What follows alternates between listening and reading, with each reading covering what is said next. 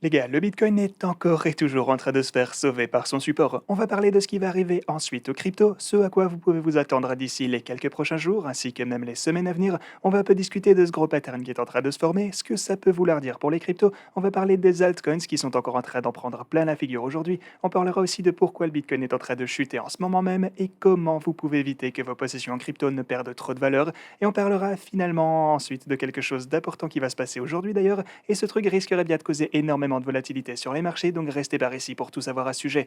Donc bienvenue à tous, je m'appelle Maxime et je vous apporte chaque jour des nouvelles vidéos en français sur les crypto-monnaies en vous apprenant comment vous faire de l'argent sur ce marché. Si vous êtes nouveau sur cette chaîne, alors soyez sûr de vous abonner et d'activer la cloche dès maintenant. Et ceci étant dit, on peut voir que de ce côté pour le Bitcoin, on a chuté une fois encore vers le bord de cette fameuse boîte orange. On la connaît bien maintenant, on a encore trouvé du support juste ici, mais là on est vraiment...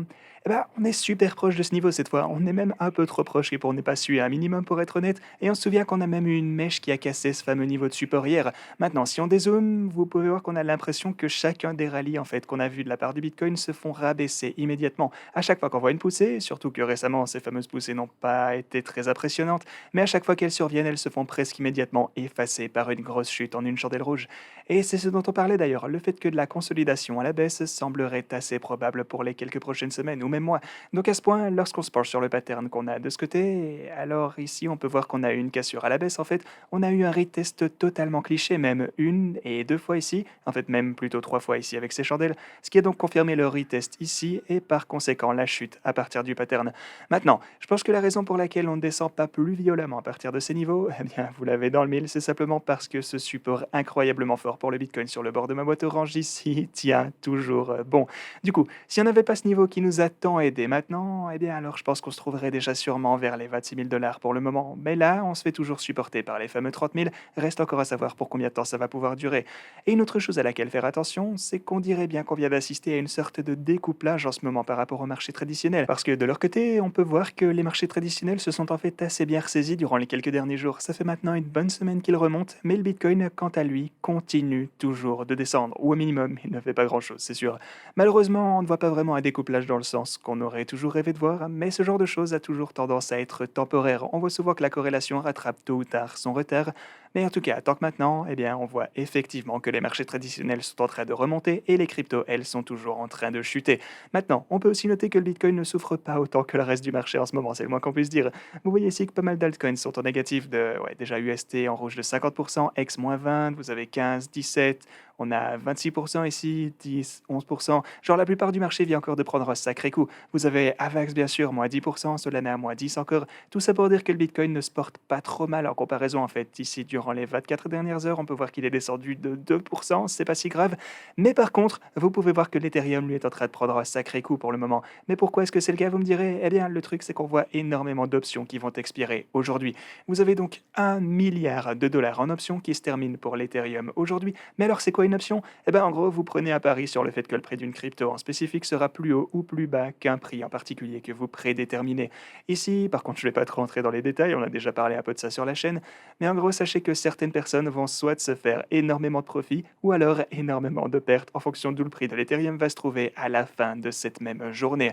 Du coup, si on clôture la journée, vous pouvez voir ici entre 1600 et 1700 dollars, alors les gens qui ont acheté des puts, ce qui équivaut en fait au droit de vendre dans cette range, eh bien elles profiteront d'approximativement 370 millions de dollars. Sinon, si à la place on clôture entre 1700 et 1800 dollars, alors là, elles profiteront de 325 millions. Et au final, entre 1800 et 2000 dollars, alors on a 280 millions de dollars en profit.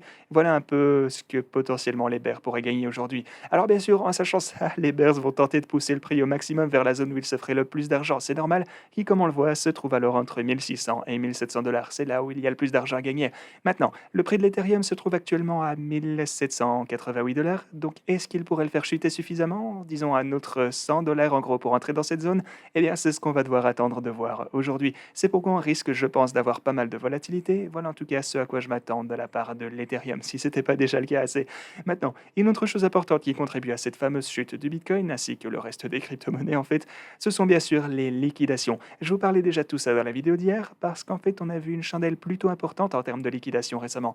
Vous voyez le montant juste là, il est assez élevé, qu'on se le dise. C'est en fait une des chandelles les plus imposantes qu'on a pu voir d'ici, ouais, dans le dernier mois au minimum. Donc, ouais, voilà une autre chose à savoir. On verra bien aujourd'hui ce qui va se passer avec tout ça de toute façon. En gros, soyez super prudents si vous tradez avec du levier pour le moment les gars, je pense qu'on va voir vraiment beaucoup de volatilité pour les cryptos. Et aussi, la dominance du Bitcoin est en fait en train de remonter. Voilà encore quelque chose que j'ai déjà mentionné et je vous disais que par conséquent, je ne me risquerai pas trop dans les altcoins à ce point parce qu'une fois que le Bitcoin trouvera le fond de sa chute, alors là, il vous restera encore beaucoup de temps pour prendre position dans les altcoins que vous aimez le plus selon moi. Donc ouais, on va un peu laisser le Bitcoin faire son truc tant que maintenant, on va le laisser trouver son bottom, peu importe où ça va pouvoir se trouver, on va le laisser faire à son aise et seulement là, on pourra sereinement se lancer à la recherche d'opportunités pour des positions en altcoins. Bien sûr, comme je vous le disais, il va y avoir des exceptions, certains jetons vont toujours voir des genre x20, x50, peut-être même des x100 parfois, et ce même dans un bear market, c'est sûr que ça pourrait arriver. Mais bah, simplement, il faut tout de même se montrer super prudent avec ce genre de projet et ça demande vraiment de grosses convictions pour repérer ces opportunités tôt assez. Ok les gars, c'est un peu tout ce que j'avais pour vous aujourd'hui. Soyez prudents en ce moment, on va voir si support va pouvoir tenir le coup. Et sinon, alors je m'attends à rencontrer les 26 500 $ pour faire simple. Sinon, bah, ceci étant dit, moi je vous dis à la prochaine.